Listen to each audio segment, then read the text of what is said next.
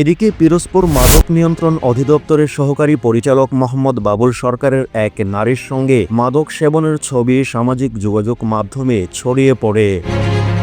মঙ্গলবার ছবিটি সামাজিক যোগাযোগ মাধ্যমে ছড়িয়ে পড়তে দেখা যায়।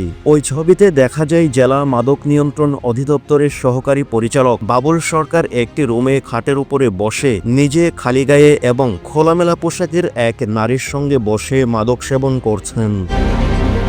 এই বিষয়ে জানতে মাদক নিয়ন্ত্রণ কর্মকর্তা বাবুল সরকারের মোবাইল ফোনে একাধিকবার কল করলে তিনি সংযোগ কেটে দেন। খুদে বার্তা পাঠালেও বাবুল সরকার তার জবাব দেননি। এমনকি তার কার্যালয়ে গিয়ে তাকে পাওয়া যায়নি।